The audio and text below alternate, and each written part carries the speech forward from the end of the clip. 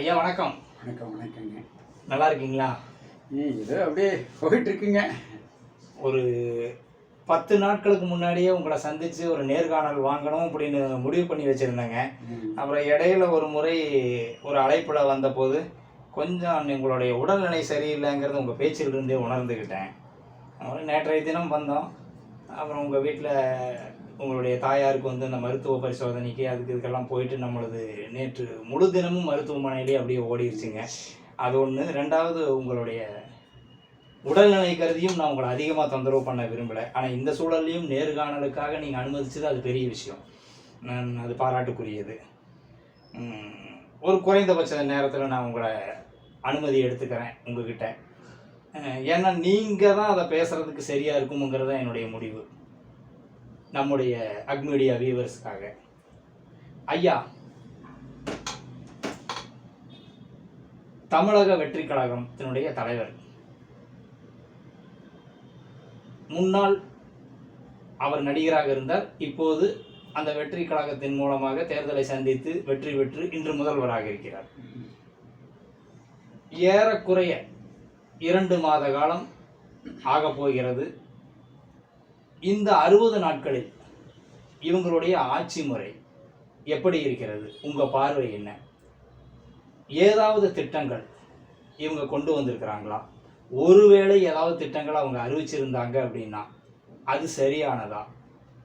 இவங்க மேலே சான்றோர்கள் முதற்கொண்டு பெரிய விமர்சனங்கள் எல்லாம் வைக்கிறாங்க. இப்போ சமீபத்தில் ஒரு 10-15 நாட்களுக்கு முன்னாடி நான் இந்த யூடியூப்பில் ஒரு வீடியோவை பார்த்துட்டு இருக்கும்போதுங்க, பட்டிமன்ற நடுவர், உலகம் முழுவதும் ஏறக்குறைய பரவலாக அறிமுகமான தமிழர் பகுதிகளெல்லாம் அறிமுகமான சாலமன் பாப்பையா அவர்கிட்ட ஒரு கேள்வி கேட்குறாங்க. நம்மளை மாதிரி ஊடகவியலாளர் ஒருத்தர் ஒரு கேள்வி கேட்குறாரு. கேட்டோன்னு அவர், எது இந்த ஆட்சியை பற்றி கேட்குறீங்களா, சரியில்லை என்று அவர் ஒரு பதிலை சொல்கிறாரு. அதுக்கப்புறம் நான் பார்க்கலிங்க, அப்படி தள்ளிட்டு போயிட்டேன். இப்போது நீங்கள் எப்படி இந்த விஷயங்களை பார்க்குறீங்க? இந்த தாவேகாவினுடைய ஆட்சி முறை இதையெல்லாம் எப்படி பார்க்குறீங்க நீங்கள்?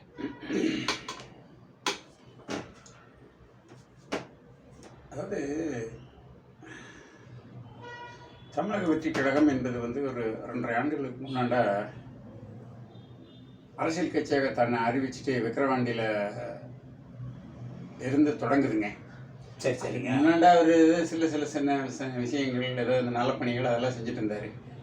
இப்போ அரசியலுக்கு என்று வரும் பொழுது ஒருத்தர் வர்றாரு, தன்னுடைய ரசிகர்களை எல்லாம் அரசியலுக்கு அழைத்து கொண்டு ஒரு அரசியல் கட்சியாக, அதாவது அரசியல் கட்சி என்று சொன்னாலே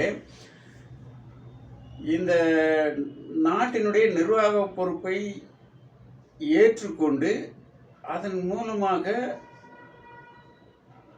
இந்த மக்களுக்கு நான் என்ன செய்ய முடியும் என்பதை ஒரு திட்ட வாயிலாக, ஒரு குறிப்பிட்ட பார்வையின் அடிப்படையில், இந்த உலகம் இயங்கிக் கொண்டிருக்கக்கூடிய போக்கின் அடிப்படையில் என்ன செய்ய முடியும், என்ன செய்ய வேண்டும், எது நல்லது எது கெட்டது என்ற ஒரு பார்வையை கொண்டதாக இருக்க வேண்டும். அப்படிங்கள இல்லை. ஏன்னா எடுத்த உடனேயே திராவிட முன்னேற்ற கழகம் தீய சக்தின்னு தொடங்குறாங்க. கொள்கை எதிரின்னு பிஜேபியை வரையறுக்கிறாங்க. அரசியல் எதிரின்னு சொல்லிட்டு திராவிட முன்னேற்ற கழகத்தை வரையறுக்காங்க. நான் இதை பற்றி நம்ம பழைய பேட்டியில் ஏதோ சொல்லியிருக்கேன். அரசியல் எதிரின்னு சொல்லிச்சுன்னா அப்புறம் திராவிட முன்னேற்ற கழகத்தினுடைய கொள்கைக்கும் உனக்கும் ஏதாவது உண்டா? அப்படின்னா அந்த கட்சியை தீய சக்தின்னு சொல்ல முடியுமா? ஏன்னா நீங்கள் வந்து தாவேக்காவை நாம் ஒரு வரையறை செய்ய வேண்டும் என்று பொழுது ஒரு அரசியல் கட்சி வரையறை அதன் மேல் வைத்தால் அதுக்கும் அது பொருந்த மாட்டேங்குது. ஏன்னா ஒரு அரசியல் கட்சி தீய சக்தின்னு சொன்னீங்கன்னா அந்த தீய சக்தி வந்து அடிக்கடி ஆட்சியில் இருந்தாச்சு. இப்போ 5 ஆண்டு காலம் ஆட்சியில் இருந்திருக்குது. ஆட்சியில் இருந்ததை பற்றியெல்லாம் வந்து ஒன்றும் விமர்சனம் இல்லை. ஜனங்களுக்கு சரி இந்த கட்சி வரட்டுன்னு ஓட் போட்டாங்க. அந்த கட்சிக்கு இந்த மாதிரி வரையறைக்குள்ள வராத பொழுது 60 நாளில் வந்து இவங்க என்ன செஞ்சுருக்காங்கன்னு சொல்லலாம் முடியாது. ஆனால் என்ன அப்படின்னு கேட்டிங்கன்னா, இவங்க என்ன செய்ய போகிறாங்க அப்படிங்கிறது இருக்குது பார்த்தீங்களா, அதுவே ஒரு கேள்விக்குறி. என்ன செய்ய போகிறார்கள்? என்னன்னா அரசியல் எதிரி அப்படின்னு சொல்லிட்டு தீய சக்தின்னு சொல்ற. அரசியல் எதிரி வந்து உன்னோட அரசியல் எதிரி ஒரு தீய சக்தி. இது அரசியல் எதிரி அப்போ அவங்களுக்கு ஒரு அரசியல் இருக்கும்போது அது எப்படி தீய சக்தியாக இருக்குன்னு சொல்லிச்சுன்னா அந்த தீய சக்தின்னு என்ன வரையறைத்து சொல்லணும். இது திராவிட முன்னேற்ற கழகத்துக்காரர்களே வந்துக்கிட்டு இந்த தீய சக்தின்னு சொன்னதை வரையறுக்க மாட்டேங்கிறாங்க. அவங்க என்ன சொல்கிறாங்கன்னு சொல்லிச்சுன்னா எங்களுக்கு நல்ல திட்டங்களை எல்லாம் சொல்லி இதையெல்லாம் செஞ்சால் நாங்கள் தீய சக்தியான்னு கேட்குறாங்க. இல்லை, தீய சக்தி நல்ல சக்தி அப்படின்னு இந்த ஜனங்கிட்ட வந்து ஒரு சென்சிட்டிவ், அதாவது ஒரு உணர்ச்சி பூர்வமான விஷயத்தை கிளப்பிவிட்டு அந்த கட்சியை வந்துக்கிட்டு முடிக்கிற மாதிரியான ஒரு நடவடிக்கை வச்சுக்கிட்டு அதனால் மட்டுமே தான் இவங்க ஆட்சிக்கு வர முடிஞ்சதே தவிர இவர்களுக்கு இன்று ஒரு திட்டமோ அல்லது என்ன நாங்கள் செய்ய போகிறோமோ என்ற எதுவுமே இல்லாத பொழுது இவங்க ஆட்சி எப்படி இருக்குது அப்படின்னு நம்ம எப்படி சொல்ல முடியும்? ஆனால் இவர்கள் ஆட்சிக்கு வந்ததிலிருந்து அவ்வளோ சீக்கிரம் இதெல்லாம் 60 நாட்களாக சொல்ல முடியாது. ஆனால் இந்த விளையும் பயிர் முளையில் தெரியும், முதல் கோணல் முற்றும் கோணல் அப்படிங்கக்கூடிய சில இந்த பழமொழிகள்லாம் இந்த ஆளுக்கு நல்லா பொருந்ததுங்க. இவர் வந்து மதிப்பு மாண்புமிகு முதலமைச்சர், மக்கள் ஓட்டு போட்டாங்க அப்படின்னு கேட்டிங்கன்னா முதல்ல இந்த நாட்டில் இந்த மக்கள் வந்துக்கிட்டு தங்களுக்கு இருக்கக்கூடிய ஓட்டுரிமையை எப்படி பயன்படுத்துறது அப்படிங்கிறதே வந்து தெரிய மாட்டேங்குது. ஒன்று, இந்த ஆள் ஓட்டு கேட்ட விஷயத்தில் பார்த்தீங்கன்னு சொல்லிச்சுன்னா குழந்தைகள்லாம் வைத்து ஒரு மாதிரி பிளாக்மெயில் பண்ணி ஓட்டு வாங்குறது தான் அதுக்கு பேர். எனக்கு ஓட்டு போட சொல்லுங்க பார்த்தீங்கன்னா நிறைய விஷயங்கள் இருக்குது. அதை பிளாக்மெயில்னு பார்க்கலாங்களா? சரி, ஆமாம், நீ சத்தியம் பண்ணு அப்படின்னா என்ன அர்த்தம்? வேண்டுதல் தானே. ஒரு தாத்தா கிட்ட வந்து பேரனோ பேத்தியோ, தாத்தா நான் ஆசைப்படுறேன், என்னுடைய ஆசையை நிறைவேற்றி வை, பாருங்க, எனக்கு முட்டாய் வேணும்னு கேட்டிங்கன்னா பேத்தம்பேரிக்கு வாங்கி கொடுக்கலாம். அந்த பேரன் பேத்திக்கு வந்து முதல்ல என்ன வயதாகுது? நான் கேட்குறேன், இந்த தாத்தா பாட்டிகளுக்கே வந்துக்கிட்டு ஓட்டு எதுக்கு போடுறதுங்கிற ஒரு அடிப்படை அறிவு வேண்டாமா? பேரன் சொன்னால் நீங்கள் ஓட்டு போட்டுருவீங்கன்னு சொல்லிச்சுன்னா இந்த பேரனுக்கு இருக்கிற வயசு ஒரு அரசியல் கட்சி வந்துக்கிட்டு தன்னுடைய கொள்கையை வச்சு பிரச்சாரம் பண்ணுறதுக்கும் ரெண்டுக்கும் ஒப்பிட்டு பாருங்க. வாக்காளர் பேரன் ஒரு அரசியல் கட்சிக்கு வாக்கு போட சொல்கிறான்னா அந்த பேரனுக்கு வந்துக்கிட்டு ஏதாவது ஒரு காரணம் இருக்கணும்.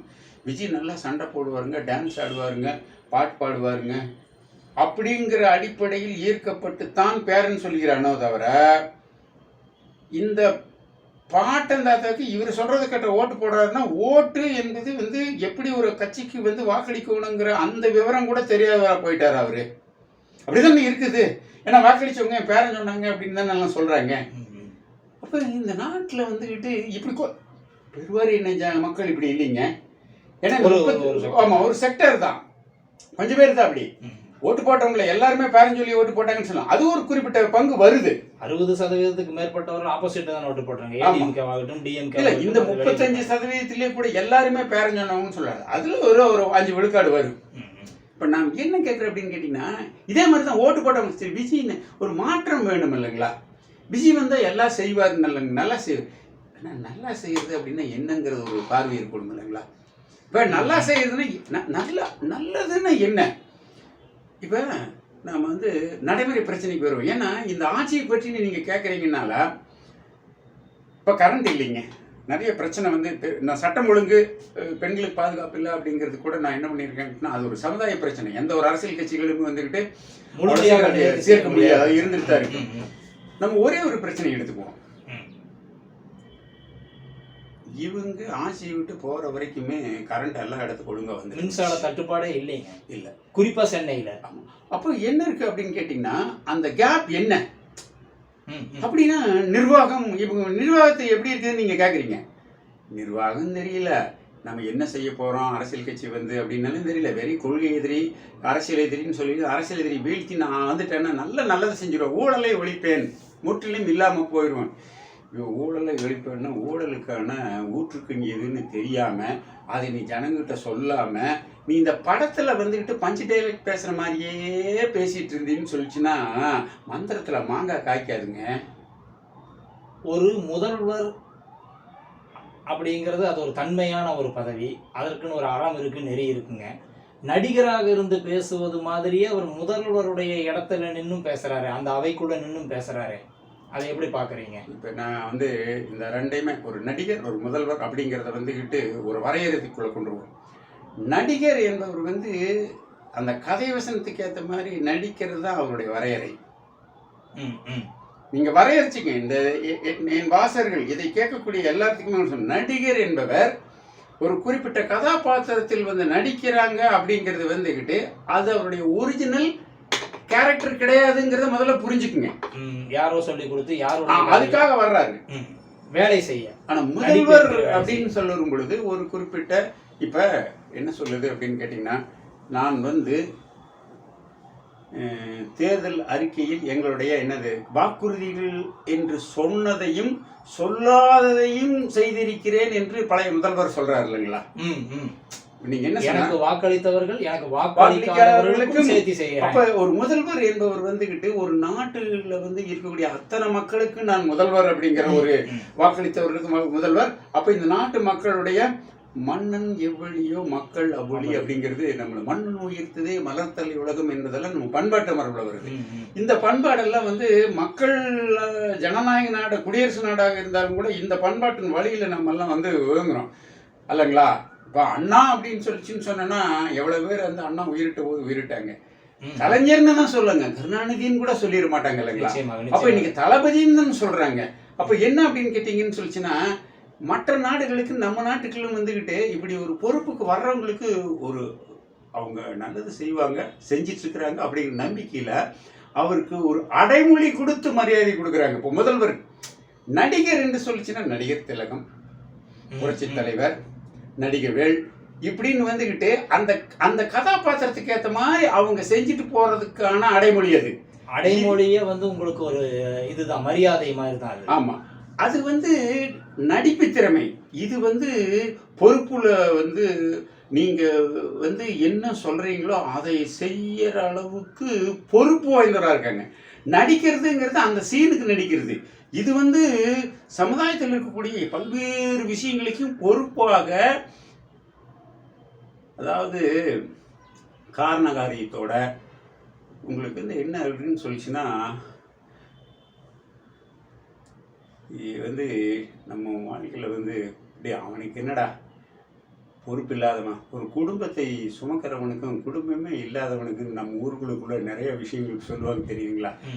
அவன் என்னடா கோயில் மாடும்பாங்க, அவனுக்கு என்ன பிள்ளையா குட்டி. ஆமா, அப்போ என்ன இருக்குன்னு சொல்லிச்சுன்னா, இதுதான் முதல்வருக்கும் ஒரு நடிகருக்கும் கண்டதே காட்சி கொண்டதே தெரியுமா?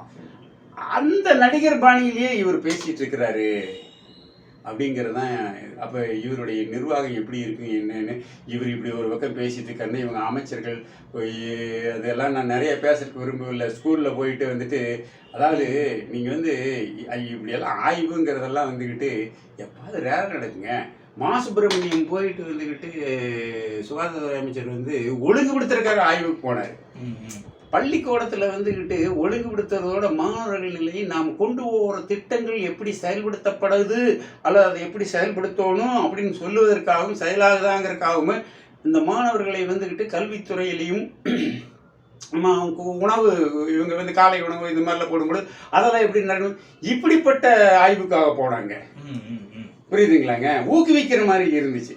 அது வந்து அந்த கல்வி அமைச்சர் அவங்க இருக்கிறவங்க வந்துக்கிட்டு கொஞ்சம் மெச்சூரிட்டியாகவும் இல்லைன்னு சொன்னாலும் கூட எப்படி நாம் வந்துக்கிட்டு இதை அணுகணும் அப்படிங்கக்கூடிய அறிவை வந்துக்கிட்டு தேடி பிடிச்சி அது மட்டும் இல்லை, அது வந்து ஒரு பாரம்பரியமாக அந்த அந்த அந்த அமைப்பு திராவிட முன்னேற்ற கழகம்னா அதுக்கே இருக்கக்கூடிய சில கேரக்டர் வந்து அந்த அமைச்சர் வழியாக வெளிப்படுது தொடர்ந்து அவங்க. ஆமா, இப்போ இது வந்து என்ன அப்படின்னு கேட்டீங்கன்னு சொல்லிச்சுன்னா, ஒரு ரசிக மனப்பான்மையில் வந்துக்கிட்டு எனக்கு இது அதிகாரம் இருக்குது நான் போய் செய்வேங்கிற மாதிரி அமைச்சர்களா இருக்கிறாங்க. ஒரு திரையரங்களை சிந்திக்கிற மாதிரியே சிந்திக்கிறாங்க. இப்போ ஒரு அமைச்சர் பேசுறாரு, கோர்ட்ல வந்து கேஸ் இருக்கும்போது நம்ம பேசவே கூடாது, அது சிபிஐ சுப்ரீம் கோர்ட்ல இருக்குது, அதுக்கு ஒரு மானிட்டர் கமிட்டி போட்டு அப்படியெல்லாம் நடந்துட்டு இருக்கும்போது அந்த அறிவு கூட இல்லையா முதல்வருக்கும் இல்லை?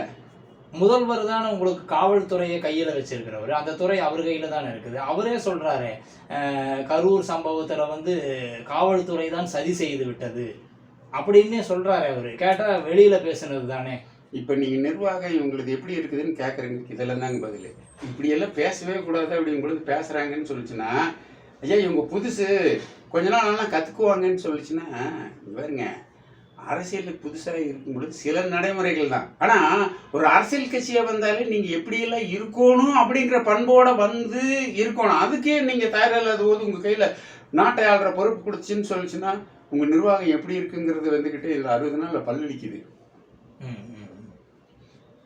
இது வந்து வெறும் நிர்வாக சம்மந்தப்பட்டதுதான். உங்களுக்குன்ட்டு எந்த திட்டமும் தீர்மானமும் இல்லை.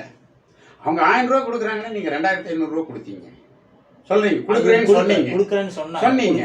அப்ப நாம என்ன கேட்கணும்னு சொல்லிச்சுன்னா, இந்த திட்டம் உங்களுதா? ஏற்கனவே அவங்க செஞ்சுட்டு இருந்தது அதிக நீங்க இலவசங்கள் ஆகாதுன்னு எல்லாம் சொன்னீங்க. நீங்க அந்த இதெல்லாம் எடுத்து போட்டு இலவசங்கள் கொடுத்ததெல்லாம் இது பண்ணீங்க இல்லைங்களா? அதை பற்றி உங்களுக்கு ஒரு பார்வையே இல்லை. அப்போ ஒரு அரசியல் கட்சிக்கு வந்துக்கிட்டு என்ன இருக்கணும் அப்படின்னு கேட்டீங்கன்னா, இவங்க அறிவிச்சது வந்துக்கிட்டு கிட்டத்தட்ட எல்லா ஸ்டேட்டும் அறிவிக்கிறாங்க. எல்லாருமே இவங்களது பின்தொடரணும்னு சொல்லும் பொழுது நீங்க மாற்றம் வேண்டும், ஒரு மாறுதலுக்காக நான் ஓட்டளிச்சேங்க இல்லைங்களா? அப்படி நாங்கள் என்ன மாற்றம் வேண்டும் என்று அவர்கள் சொல்லி இருந்தால் அதன் அடிப்படையில் இவங்க நிர்வாகம் போகுதான்னு நம்ம பார்க்கலாம். நீங்க வெறும் வந்து அரசியல் தீய சக்தி அப்படின்னு சொல்லிட்டு வரும் பொழுது இவங்களை எதிர்க்கிறது மட்டுமே தான் இவங்க நிர்வாகமா இருக்கும் போல் இருக்குது. அதுதான் நடைமுறையில பாத்தீங்கன்னா கைது பண்றது. தேர்வுக்கு முன்னாடி வரையிலும் நீங்க ஒரு குறிப்பிட்ட கட்சியை வந்து தீய சக்தின்னு சொல்றீங்க, வென்றதுக்கு பிறகும் தீய சக்தின்னு சொல்றீங்க. நீங்க தான் ஜெயிச்சிட்டீங்களா, ஜெயிச்சவங்க ஏன் தீய சக்தின்னு சொல்லணும்? அதை எப்படி பாக்குறீங்க நீங்க?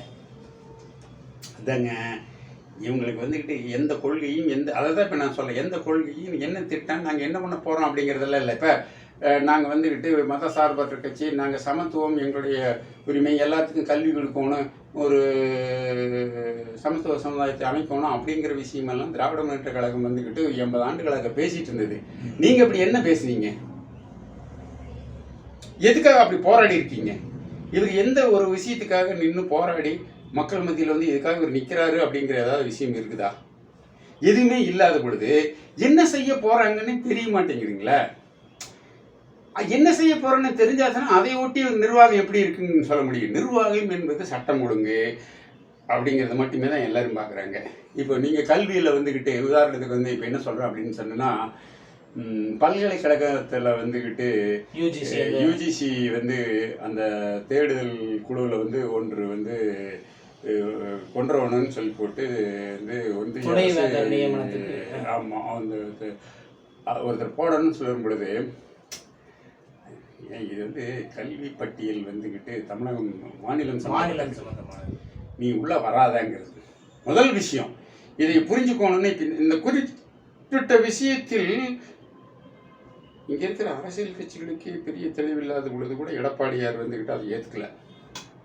அது வேண்டாம். கல்வி உரிமை என்பது நாம் என்ன கேட்கிறோம் அப்படின்னு கேட்டீங்கன்னா, ஒன்றிய அரசு என்பது வந்து நாம் அதை கேட்கிற ஒரே விஷயம். ஒன்றிய அரசு வந்து ஒன்றிய அரசுக்கு என்று ஏதாவது பண்பாடு, ஒரு மொழி அப்படி ஏதாவது இருக்குதா? இதே பன்மை பண்பாடு கொண்டது. நீங்க யூனியன் ஆஃப் ஸ்டேட்ஸ்ன்னு சொல்றீங்க. அப்போ நீங்க யூனியன் சொல்லக்கூடியது வந்துகிட்டு ஸ்டேட்ஸ்ன்னு சொல்லக்கூடிய ஒவ்வொன்றுக்கும் இப்போ நீங்க என்ன சொல்றீங்கன்னு சொன்னீங்கன்னா, உதாரணத்துக்கு வந்துக்கிட்டு நீங்க வந்துக்கிட்டு உங்க மாநிலத்துக்கு இருக்கிற பாட்டை பாடிக்கலாம், அதுக்கப்புறம் வந்தே மாதரம் பாட்டை பாடணும். வந்தே மாதரம் என்பது வந்துக்கிட்டு ஒரு பெங்காலியில் ஒரு ஆனந்த மடத்தில் அவர் எழுதுகிற பாட்டு. அது வந்து காலி அடிப்படையில் வந்துக்கிட்டு இந்த தேசத்தை வர்ணிக்கிறாரு. இது வந்துக்கிட்டு பல்வேறு மதம் கொண்டதுக்கு வருத்தம் வராது அப்படிங்கிறது விட வருத்தம் வருமாங்க அவங்க அதை ஏற்றுக்க மாட்டாங்க. ஏற்றுக்கொள்ள முடியாததை வந்து பொதுவானதாக கொண்டுறக்கூடாது. ஏன்னா அதுதான் வந்துக்கிட்டு பன்மைத்தன்மை கொண்டதா நீங்க இருக்கிறீங்க. சார் அப்போ என்ன இருக்கு அப்படின்னு கேட்டீங்கன்னா, இந்த இந்திய தேசியம் என்றே ஒன்றும் இல்லை, பல தேசியங்களின் உடைய இணைப்பு தான் யூனியன் ஆஃப் ஸ்டேட்ஸ் தான். அப்படி இருக்கும் பொழுது கல்வி உங்கள்கிட்ட வந்துச்சுன்னு சொல்லிச்சுன்னா, எல்லா தேசியத்துக்குமான ஒரு கல்வியை நான் ஒன்றா கொண்டு வருவேன், ஒரு மொழியை கொண்டு வருவேன் அப்படிங்கும் பொழுது எல்லா பண்பாடும் அடிபடும் அல்லவா? இது இப்போ ஒவ்வொன்றா யாரும் ஏற்றுக்க மாட்டேங்கிறாங்க. இது எல்லாம் வந்து பெரிய அளவில் விவாதிக்கப்பட்டு உனக்கு அந்த அதிகாரம் வேண்டாம், அது ஸ்டேட்டில் இருக்கட்டுன்னு சொன்னதை வந்துக்கிட்டு எமர்ஜென்சி காலகட்டத்தில் 2க்கும் பொதுப்பட்டியல் கொண்டு போனேன். இது இன்னும் இங்கே வராதது. அதை ஒட்டி இவங்க அதிகாரத்தை, இந்த மாதிரி நிறைய விஷயங்கள் இருக்குது. அதை பற்றி உங்கள் கருத்து என்ன? ஏன் அப்படின்னு கேட்டிங்கன்னா, நீங்கள் வந்துக்கிட்டு ஏன் இப்போ கொடுத்தா என்ன அந்த விஷயத்தில் வந்து இவங்க வந்துக்கிட்டு சென்ற அரசு வந்து சுப்ரீம் கோர்ட் வரைக்கும் போய் வெற்றி பெற்று துணைவேந்தரை இவங்க நியமித்துக் கொள்ளலாம் அப்படிங்கிறது நிறைய விஷயங்கள் அது இருக்குது. அதெல்லாம் வந்து எல்லா ஜனங்களும் இந்த அரசியல் கொஞ்சம் பார்க்கணும். நாமளே பேசிகிட்டு இருக்க முடியாது. ஏன்னா நீங்கள் போனீங்கன்னா நான் முதல் கேள்வியே வந்துக்கிட்டு, காக்ரோச் பார்ட்டி ஜனதா பார்ட்டி என்ன சொல்லுது நீட்ல நீ ரிசைன் பண்றேன்னு கேக்குது. எனக்கு question answer question paper leak ஆனதுக்கு மட்டும்தான்.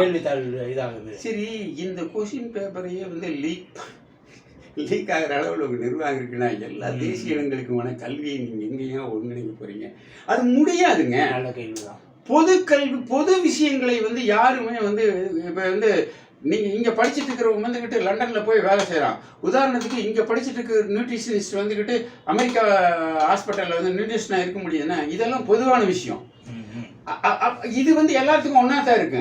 அப்போ என்ன வருது அப்படின்னு கேட்டிங்கன்னா, இது வந்து இங்கே நம்ம தமிழ்நாட்டில் இருக்கக்கூடிய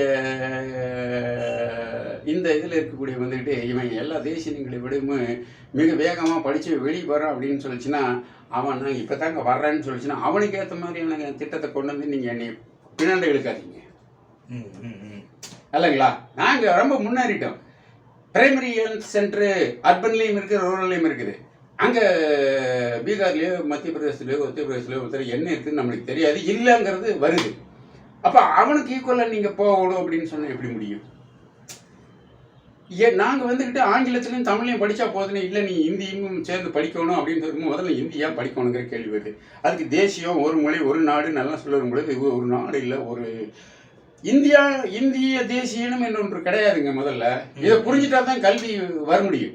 நீ யார்? அவர் பேர் என்ன? கல்வி மந்திரி பேர் அவரு தீர்மானிக்க போறாரா அல்லது ஒரு குழு தீர்மானிக்க போகுதா? இப்போ காவிரி பிரச்சனையில் வந்துட்டுங்க 2 பேரும் சேர்ந்து மட்டும்தான் தீர்த்துக்கோணுங்க. பஞ்சாப்காரன் நீங்கள் வந்தான்னா அவன் மேல்மடைக்காரன், அவன் கர்நாடக சாதகமாக தான் சில இதெல்லாம் பேசுவான், கீழ்மடைக்காரன் நாம. ஆனால் நீங்கள் வந்துட்டு அவன் வந்து நம்மளுக்கு இந்த ஜட்ஜ்மெண்ட்டுக்குள்ளே வந்து உட்கார்ந்தான்னா அவனுக்கு புரிஞ்சுக்காது. நீங்கள் 2 பேரும் பேசித்தான் தீரணும். கர்நாடகாவும் தமிழ்நாடு தான் பேசி தீர்த்துக்க முடியுமா தவிர இந்திய யூனியன்லேருந்து ஒருத்தனும் வந்து தீர்க்க முடியாது. தீர்க்க முடியலங்கிறது தான் உங்களுடைய நிதர்சனமாக இருக்குது. ஆனால் கர்நாடகக்காரனும் தமிழ்நாட்டுக்காரனும் ஒழுங்காக உட்காந்து பேசணும்னு தீர்த்துக்கலாம். அதற்கான முயற்சி இவர் எடுத்துக்குவாரு, அந்த மனப்போக்கு இவர்கிட்ட இருக்குங்கிற மாதிரி பார்க்குறீங்க. ஏன் தெரியுமா? பிரச்சனை அவங்க 2 பேருக்கு மத்தியில் தான். ஆனால் நீங்கள் இந்தியாங்கிற யூனியனில் இருந்துட்டீங்கன்னா அரசியலுக்காக இவங்க 2 பேர்த்தையும் மோத விட்டுட்டு இருக்கிறீங்கிறேன். இதுவே உன்னால் தீர்க்க முடிய மாட்டேங்குது. இது மாதிரி தான் கல்வியில் வரும். விவசாயம் குறித்து இவரோட பார்வை எப்படி இருக்குன்னு நினைக்கிறீங்க? இல்லை, நான் ஒரு விஷயத்தை முடிச்சுக்கலாம். அப்படி இது எல்லாம் தீர்க்க வேண்டிய விஷயங்கள் வந்து இங்கே தான் தமிழ்நாட்டில் தான் இவன் தான் பேசுகிறான் நிறையா இல்லைங்களா. இப்போ கோஷம் என்ன வச்சாரு? டெல்லியா தமிழ்நாடா? டெல்லி வர்சஸ் தமிழ்நாடு தானுங்க ஸ்டாலின் வச்சார் இல்லைங்களா. நீ வந்து அரசியல் எதிரின்னு சொல்லிட்டு திராவிட முன்னேற்ற கழகத்துக்கும் எனக்கும் தான் அது தீய சக்தின்னு சொன்னீங்க அல்லவா. இந்த 2 பேர்த்துலேயே வந்து மிகப்பெரிய வேறுபாடு விஜய்க்கும் திராவிட முன்னேற்ற கழகத்துக்கு வெற்றி கழகத்துக்கும் வந்துருச்சு இல்லைங்களா. ஆனால் உண்மையிலேயே ஸ்டாலின் தோத்துட்டாரு. ஆனால் ஸ்டாலின் வச்ச முழக்கம் ஜெயிச்சிருச்சு தெரியுங்களா. டெல்லி வர்ஸ் தமிழ்நாடான்னு கேட்டேன்னா அப்படின்னா என்ன தெரியுங்களா? அவங்க கூட்டணியா இவங்க கூட்டணியான்ட்டு இந்தியா கூட்டணியா அவங்க கூட்டணி என்னங்க? பிஜேபி தலைமையெல்லாம் அவனுக்கு கூட்டணி இருக்கு பார்த்தீங்களா. இங்கே ஏடிஎம்கே தான் இருந்துச்சு. இவங்களும் தோத்துட்டா அவங்களும் தோத்துட்டாங்க. ஆனால் ஜெயிச்சிருக்கிறது வந்துக்கிட்டு தாவேக்கா. அது ஒரு மாநில கட்சி தானே. அப்போ தமிழ்நாடு தானே வென்று இருக்குது. ஸ்டாலின் தோத்துருக்கலாம். தமிழ்நாடு தான் ஜனங்க ஓட்டு போட்டிருக்காங்க, மாநிலத்து கட்சிக்கு தான் ஓட்டு போட்டிருக்காங்க. அப்போ இங்கே மாநில கட்சி தான் வென்று இருக்குது. ஏன் அப்படின்னு கேட்டிங்கன்னா இந்த மாதிரி என்ன முரண்பாடுகள் நீட்டா வேண்டான்னு சொல்கிறேன், நீ கொண்டுறணும்னு சொல்கிறேன். ஸோ இந்த விஷயத்தில் தெளிவான விஷயத்தை 80 ஆண்டு காலமாக ஒரு வரலாற்றை கொன்ற திராவிட முன்னேற்ற கழகத்திற்கும் தாவேக்காவுக்கும் ஒப்பிடும் பொழுது தாவேக்கா வந்துக்கிட்டு சுழியம்ங்க, 0 0, இது 100. எப்படி நீங்கள் வந்து இதனுடைய நிர்வாகத்தை நான் கனெக்ட் பண்ண முடியும்? ஆனால் எடுத்துட நான் என்ன தப்புன்னு கேட்குறாங்க. நாங்கள் ஒன்று அவங்களோட வந்து ஒன்றிய அரசோட வந்து ஒத்து அப்போ என்ன இவங்க ஒத்து போக மாட்டேன்னு சொன்னாங்க. நீ என்ன சொன்னாலும் நாங்கள் ஒத்துக்கணுமா? ஏங்க பிரசிடென்ட்டுக்கே டைம் கொடுத்தாங்க, ஃப்ரேம் பண்ணாங்க. ஒரு சட்டம் வந்துக்கிட்டு நீங்கள் தேர்ந்தெடுக்கப்பட்ட மக்கள் வந்து சட்டமன்றத்தில் ஓட்டு போட்டு ஜெயிச்சு ஒரு தீர்மானத்தை போட்ட அப்படின்னு சொல்லிச்சுன்னு சொன்னேன்னா அது நான் பொச்சுக்கடியில் போட்டு உட்கார்ந்தேன்னு சொல்லிச்சுன்னா காலாவதி ஆனன்னு சொன்னதுக்கு ஒரு கொட்டு வச்சாங்களா இல்லைங்களா அங்கே உயர்நீதிமன்றம் உச்ச நீதிமன்றம். திரும்ப உயர்நீதிமன்றத்தின் மூலம் சுவாமிநாதனை வச்சு நீங்கள் வந்துக்கிட்டு நீங்கள் அரசியலை கவனிக்கணுங்க. ஓடு ஓடு ஓடு ஓடு அப்படின்ட்டு பாட்டு பாடியெல்லாம் நீங்கள் நடத்துறது கிடையாதுங்க அரசியலுங்கிறது. இவங்க நிர்வாகம். அதனால் சின்ன பையன் வெல்லாமல் வீடு விழுந்து சேராது அப்படின்னு நான் நினைக்கிறேன். இவங்க 5 ஆண்டுகளோட ஆளலாம். ஏன்னா இவங்களுக்கு எந்த கொள்கையும் இல்லை. அதனால ஐஏஎஸ் ஐபிஎஸ் அப்படி சேர்ந்து இந்த நாட்டில் ஏற்கனவே பாரு இவங்க வச்சதான் நிறைவேற்றிட்டு இருக்கிறாங்க இல்லைங்களா. அரசு இயந்திரங்கள் வந்து ஆமா முன்னாடி ஆட்சியாளர்கள் விட்டதை வந்து அப்படியே அப்படியே முறையா நிறைவேற்றி செஞ்சுட்டு அதுல இவங்க பேரை மாத்தலாம் ஏதாவது நடக்காமலாம் பெயர் போகாது. மாற்றம் தான் நடக்குதுங்க. இப்ப ஜனங்களுக்கு என்ன அப்படின்னு கேட்டீங்கன்னா, என்ன டிஎம்கே என்ன செஞ்சது, ஏடிஎம்கே என்ன செஞ்சது, காங்கிரஸ் என்ன செஞ்சது. இப்ப நான் இந்த தஞ்சாவூர்ல மேகதாது அந்த அணை கைவிட சொல்லி அந்த திட்டத்தை வந்து ஏற்றுக்கொள்ளக்கூடாது அப்படிங்கிற அந்த ஆர்ப்பாட்டத்துக்கு போயிருந்தேங்க. சரி சரிங்க. இப்போ அதில் ஒரு பேச்சு வந்துச்சு. காமராஜர் காலகட்டத்தில் தான் நிறைய வந்து அணைகள் எல்லாம் கட்டப்பட்டது, இவங்கெல்லாம் அணை கட்டல அப்படின்னு விவசாயத்துக்கு இதில் ஒரு கருத்து வந்து என்ன இருக்குது அப்படின்னு கேட்டிங்கன்னா, மிகப்பெரிய அணைகள் எல்லாம் விவசாயத்துக்கு கட்டப்பட்டது என்பது மக்கள் நம்பிக்கொண்டே இருக்கிறார்கள். திட்டம் தீட்டியவர்கள் கூட அப்படி நினைக்கிறாங்க. ஆனால் என்ன இருக்குன்னா, மிகப்பெரிய அணைகள் கட்டி அதில் ஹைடல் மின்சாரம் எடுக்கப்பட்டு பை ப்ராடக்டாக தான் தண்ணி உங்களுக்கு வருது. எதுக்கு? விவசாயத்துக்கு. அப்போ இந்த திட்டம் வந்து விவசாயத்துக்கா மின்சாரம் எடுக்கிறக்கா? அப்போ முதலாவது திட்டம் என்ன சொல்லும்போது ஆற்றல் வேணும். இந்த ஆற்றல் வந்ததுனா தான் இண்டஸ்ட்ரி டெவலப் ஆகும். அப்போ மிச்ச தண்ணி நீ பை ப்ராடக்டாக எடுத்துக்க. அப்போ என்ன ஆகுது அப்படின்னு கேட்டீங்கன்னு சொன்னீங்கன்னா, ஒரு 10 ரூமில் உட்காந்து ஒரு லேத்தை போட்டு நீங்கள் ஏகப்பட்ட உற்பத்தி பண்ணிடுவீங்க. ஏக்கர் கணக்கில் விவசாயம் பண்ணாலும் கூட இதனுடைய செல்வத்துக்கு அதுக்கு ஈடாகாது. இப்போ இங்கே வரி அதிகமாக வரும், ஆனால் அங்கே தேவை தீர்க்கப்படுது, உணவு தேவை. இவன் என்ன சொல்கிறேன்னா, பணமாக பார்க்கக்கூடிய பண்பாடு என்பது உலக அளவில் நடக்குது. நீங்கள் அத்தனையுமே உற்பத்தியை வந்துக்கிட்டு பணத்தில் தான் பார்க்குறீங்க. இங்கே பணம் அதிகமாக கிடச்சிருது. 10 ரூமில் லேத்தை வச்சு உட்காந்திங்கன்னா 2 ஏக்கரில் விவசாயம் பண்ணாலும் கூட இந்த தொகைக்கு அது ஈடாகாது. அப்போ இந்த உயர்ந்த வல்லுநர்களுடைய மூளையிலேயே இருக்கக்கூடிய கோளாறை இந்த சமுதாயம் அனுபவிக்குது. இவ்வளவு தூரம் நம்ம பேச வேண்டியது இருக்குது. ஆனால் நான் இது அங்கே பேசுறதுக்கு எனக்கு நேரம் இல்லை. இது என்னுடைய கருத்து. இது திராவிடம்ன்றது கூட நம்ம பேசும்போது கூட சில முரண்பாடுகள் வரலாம். வளர்ச்சி என்பது வந்துக்கிட்டு என்ன இருக்குது அப்படின்னு கேட்டிங்கன்னு சொல்லிச்சுன்னா, வெறும் பொருளை உற்பத்தி பண்ணி குவிக்கிறதல்ல. ஆனால் இது உலகமயம், தாராளமயம், தனியார் மயம்னு 3 கோஷங்கள் கீழே இன்னைக்கு உலகமயத்தில் வாழ்ந்துட்டு இருக்கிறோம். எல்லா இன்வெஸ்ட்மெண்ட் இங்கே வருது, எல்லா குப்பையும் இங்கே விழுகுது. பிரச்சனை அதுதான். அப்போ ஆற்றல் பத்தாது, மின்சாரம் பத்தாதுன்னா நீ ஒரு இது கொண்டு மின்சாரத்தில் எங்களுக்கு ஹைடல் மின்சாரம், சோலார் மின்சாரம், நிலக்கரி இல்லைங்களா? இதில் நிலக்கரி தான் அதிகமாக இருக்குது. அப்போ நீங்கள் என்ன இருக்குன்னு சொல்லிச்சுன்னா, இபி என்பது வந்துக்கிட்டு தனியார் மையத்தில் இல்லை.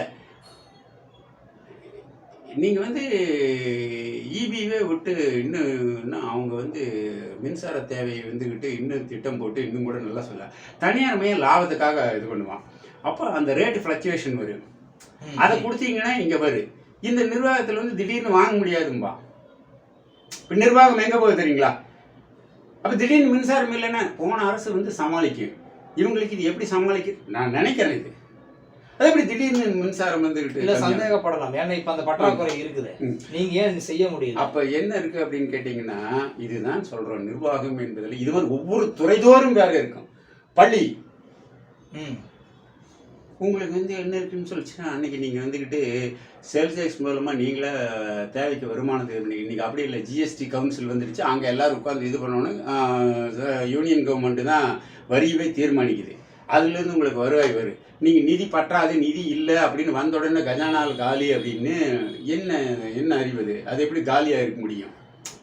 அப்போ நிர்வாகத்தை பற்றிய வந்து தெரிஞ்சுக்கணும்னா அரசியல் கட்சிக்குள்ளே இருந்து நிர்வாகம் எப்படி நடக்குது அப்படின்ட்டு எல்லாம் பார்க்கணும். அரசியல் கட்சியாக வந்தால் திட்டங்கள் இவங்க வந்து நாங்கள் இதெல்லாம் செய்வோம் அதெல்லாம் செய்வோம் தேர்தல் அறிக்கையில் கொடுக்கும்போது இதெல்லாம் தெரிஞ்சுதானங்க அவங்க சொல்லியிருப்பாங்க. இவங்க திட்டங்கள் 2 வகைப்படுங்க. அதை தான் என்ன சொல்கிறாங்க அப்படின்னு கேட்டிங்கன்னா, திராவிட முன்னேற்ற கழகத்தில் பேசும்பொழுது வந்துச்சுன்னு சொல்லிச்சுன்னா, இது வந்து மனிதவள மேம்பாட்டு குறியீட்டில் வந்துக்கிட்டு நாங்கள் இந்த திட்டங்களை எல்லாம் வைக்கிறோம். மறைமுக அதுதான் வந்து உங்களுக்கு நிறைய பேர் வேலை வாய்ப்பை கொடுக்குது. வேலை வாய்ப்பை கொடுக்கும் பொழுது உங்களுக்கு இன்கம் சோர்ஸ் அதிகமாகும், ஜனங்கிட்ட பணம் பெருகும் இல்லைங்களா? வெளிநாடு உள்நாடு கம்பெனி உள்ள வர்றது இதெல்லாம் அது மனித வளத்தை மேம்படுத்துறீங்கன்னு. இந்த மனித வள மேம்பாட்டில் தான் வந்து தமிழ்நாடு முதலிடம். குஜராத் வந்துக்கிட்டு பார்த்தீங்க அப்படின்னு கேட்டிங்கன்னு சொல்லிச்சுன்னா 5 பெரிய பணக்காரன் இருப்பானுங்க. 5 பெரிய பணக்காரன் இருப்பாங்க. இங்கே 5 கோடி மக்கள் வேலைக்கு தயாராக இருப்பாங்க.